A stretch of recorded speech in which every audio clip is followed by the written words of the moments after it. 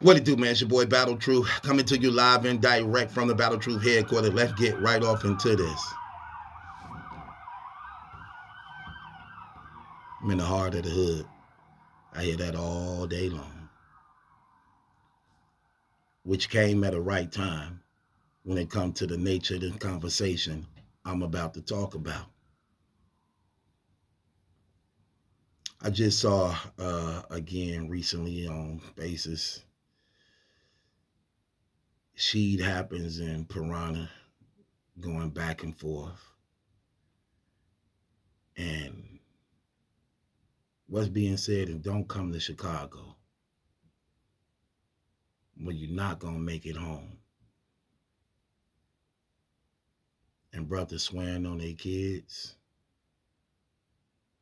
and brothers really putting themselves in a situation to where by saying it, you might have to stand on the things you said because you made it public. So this is where pride and arrogance come in at the expense of your life of freedom. Those of y'all who is familiar with me on certain things, y'all know I did 10 and a half years in prison. And in doing 10 and a half years of prison, and I also understand too, because I was guilty of this myself, we always jump into things without considering the good and bad. When we be involved in things, for the most part, we do not consider the possibilities. Because at that time, we be fired up, we be angry, depending on who around us. We may want to show out, be prideful and arrogant about things, and we don't consider what we claim to love and desperate. And I ain't gonna even say desperate, but I'm going to say in times of um what's the word I'm looking for here? When you do something without really thinking, and then it's boo hoo afterwards. You know how many people did things believing that they was gonna get away with it, that locked up in prison right now for the rest of their life? Do you know how many brothers and sisters it is who believe that they was gonna carry out what they set out to do that was wrong to somebody else and end up dying in the process? I have seen and I have been a person of experience to do these same things. When I got caught and did all that time, then I wanted to think about my children. Then I wanted to think about my family. But at the time I was doing wrong, I didn't even consider them at all. And I mean, really consider them, believe in what I'm considering. Yeah, when we out there doing wrong, the idea may come across your mind, and you heard the saying, you know, uh, uh, uh, leave the streets alone because you only get two things: jail or death, hell or jail. Yeah, we heard those things, but we don't be believing it's going to happen to us. We believe the same game people played to make that saying true that we can do, but have different results. We know it happened to them, but it ain't going to happen to us.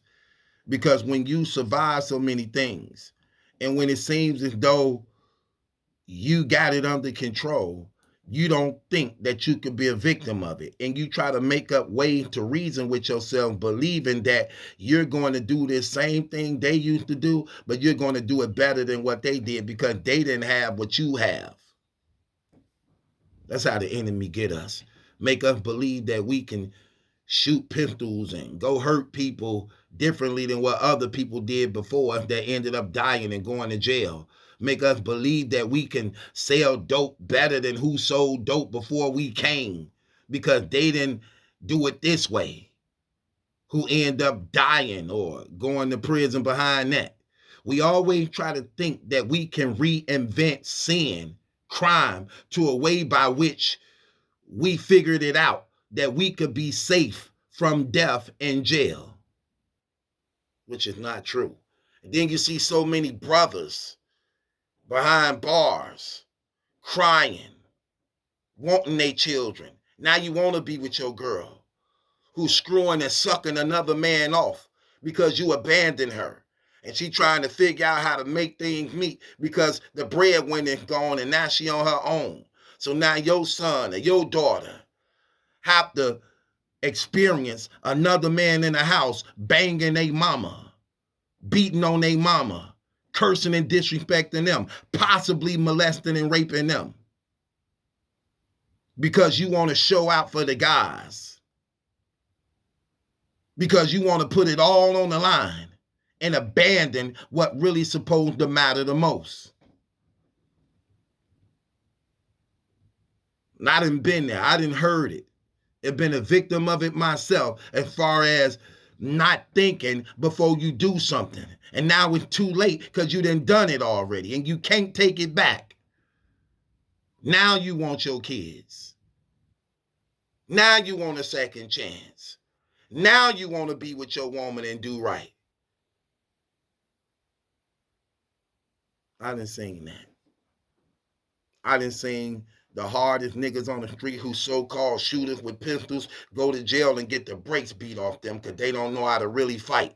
But dangerous on the street with a gun. Will blow your brains out on the street with a gun, but get behind the bars and straight sissy up because they don't know how to fight. I saw that happen.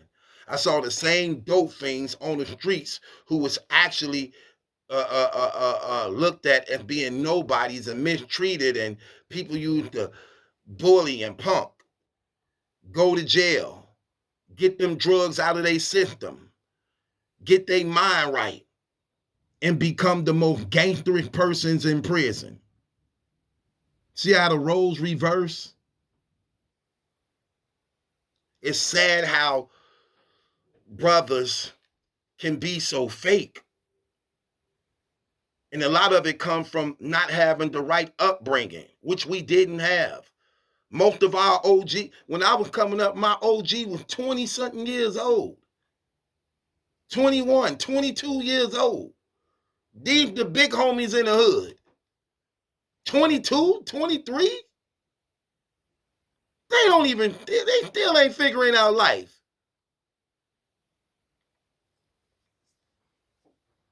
And that's who we was up under.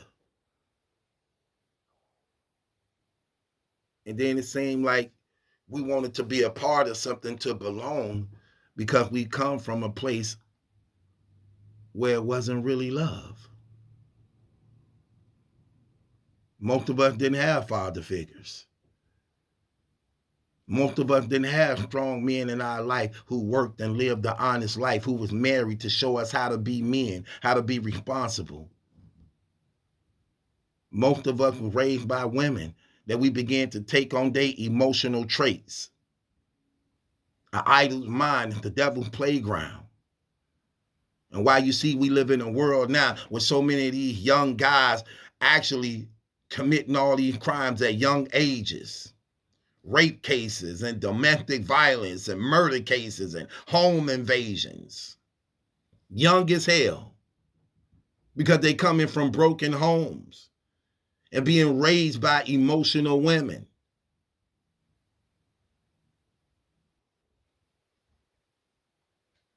And you got guys who just never seen a strong man.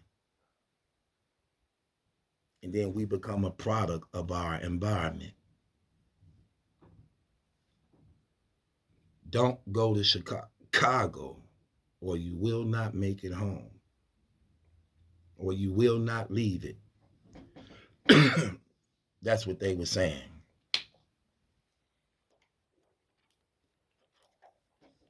Do I believe they mean it? Yeah, I believe they mean it. And I believe they mean it to the point that they believe they have to stand on it. You know what I found just so disturbing in this day and age?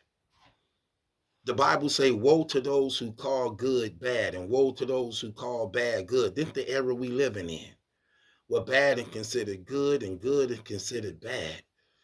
Well, you can have 5, 6, 7, 8, 9, 10 guys all agreeing to do wrong. And you don't got not one person within that circle saying, you know what? We better than this, man. You got a son, man, that needs you. You got a woman that love you. Your mama meant better than this. You is better than this. You ain't got no wants on you right now. Why are we going out here committing murders? Why are we going out here risking our freedom? And we should be coming together, all 10 of us, to try to do something legally where we could actually make and build something and make money, just like how LeBron did with his team. But no, in this day and age, if you say you want to go ride on some niggas and pull up, I'm going too, I'm going too, I'm going too, I'm going too. We all going. We ain't got no Sharifs from Minister Societies. We ain't got nobody who looking forward to having a positive life. But what's sad is this is what brothers call love. They call that love. Love, bro. Love, G. Love, boss. Love, foe. That's love.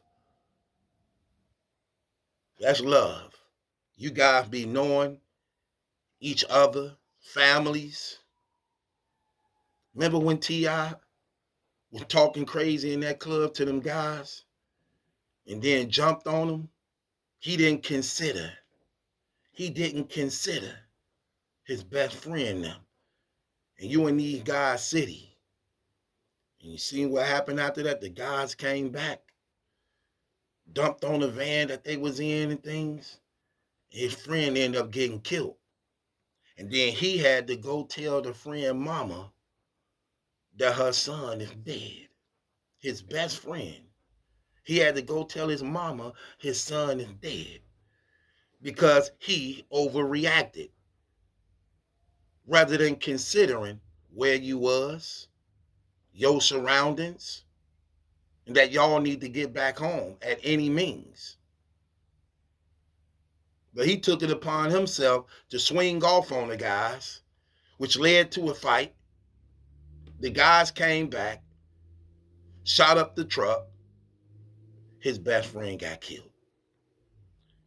And now it's regrets because you didn't think. You acted before you thought.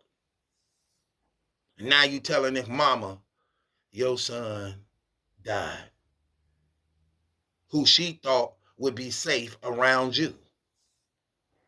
You see this happening all the time. Like I said, I used to be a victim of this when I was ignorant, when I was stupid. And I see how my guys were for us. I could say anything and they were willing to do it. And I was a leader without knowing how to be a real leader, considering their lives, considering their futures, considering their loved ones and their children.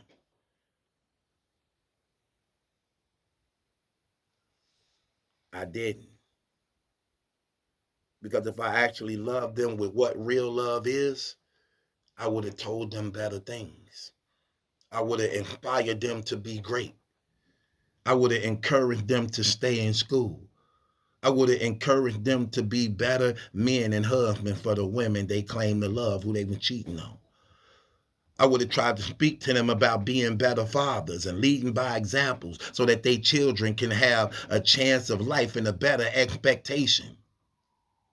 I would have told them about the living God and told them to put down them flags and have respect for life and God and appreciate the value of life. I didn't know that then. I had to lose in order to gain. I know it now.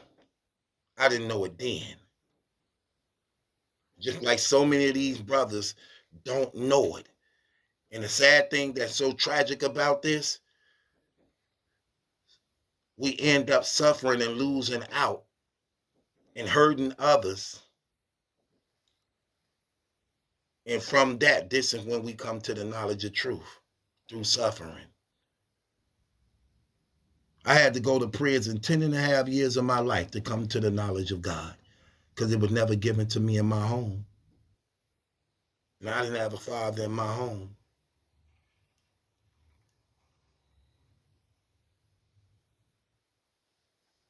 And here these brothers is, and the power of this internet, the spirit that's behind this internet, is doing this all over the world. Strife and contention, pride and arrogance showing out, murder and incarceration, hate. That's the condition we in.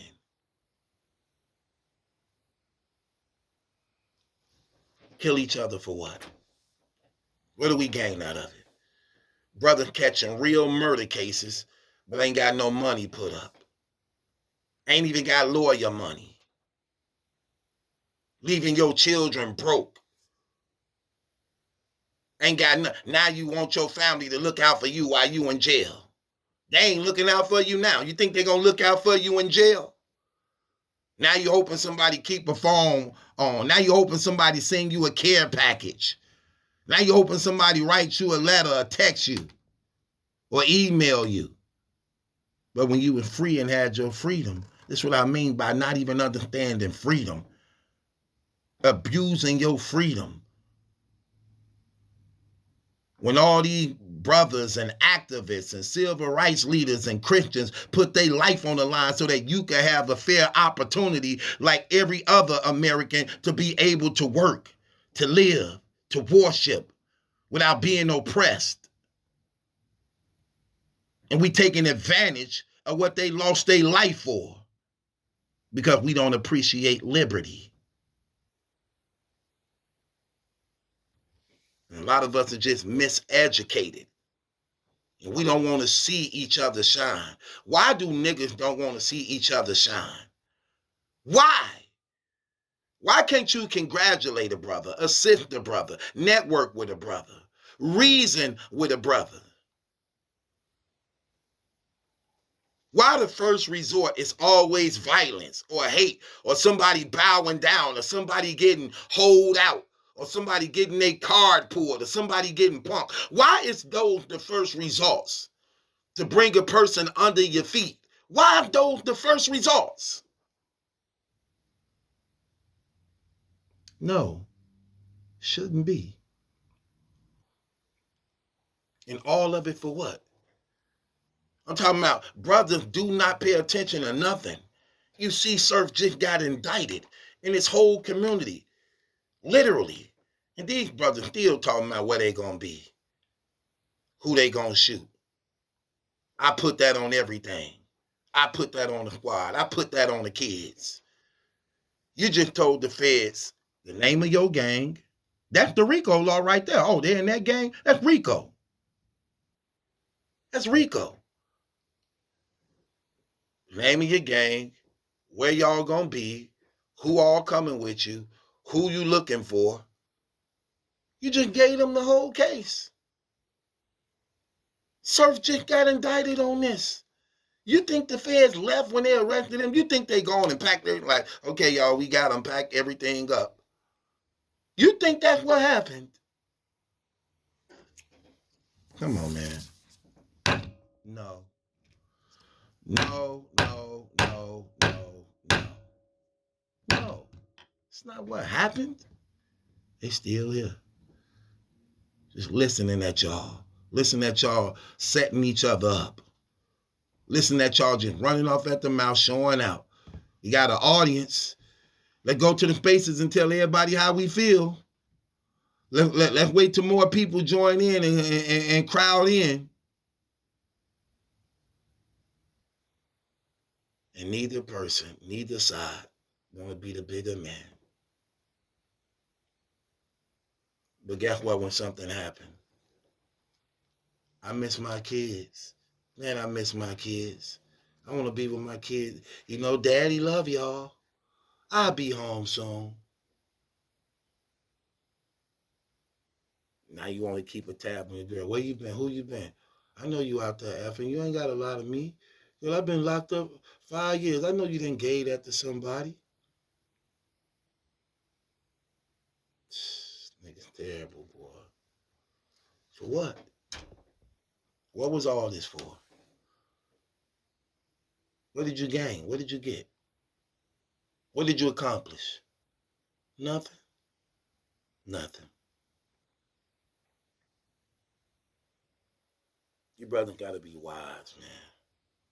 You brothers really, really, really have to be wise. Do not allow this internet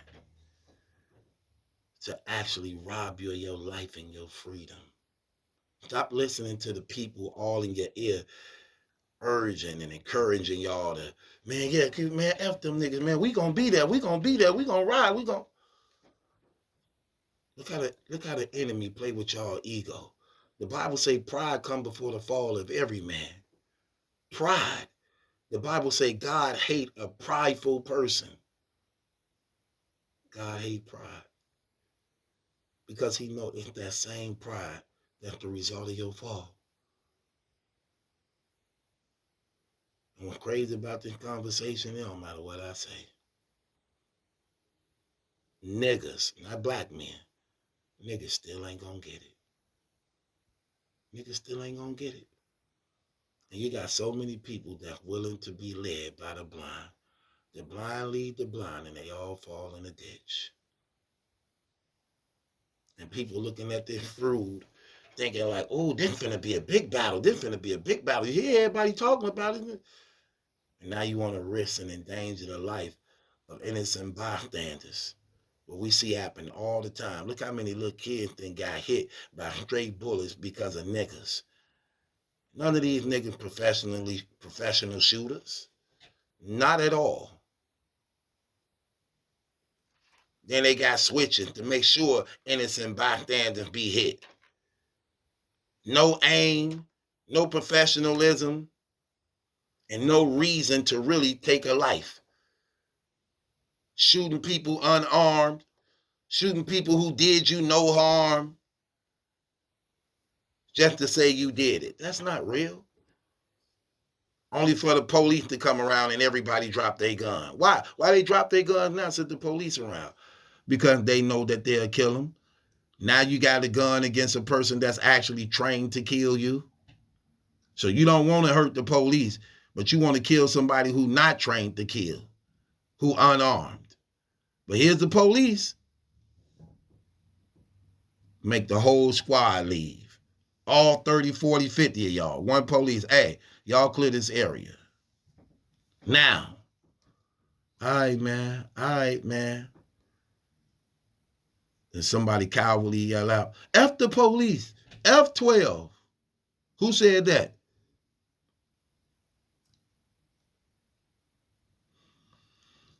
I'm telling you, boy, we conditioned, man.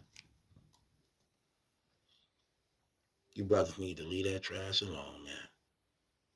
You brothers really, really, really need to leave that trash alone. If you say you really love your family, your children, act like it. Act like it. Prove it. Because, see, it's easy to die it's easy to die, but it's hard to live. It's hard to live. Remember that Lauryn Hill? Cry for me, cry for me. You said you die for me, live for me, live for me. Why don't you live for me? I don't need you to die. Live. Show me how to live. Show me how to live. With that being said, it's your boy Battle Truth. It ain't my judgment that's in question, it's yours. Y'all brothers leave that trash alone.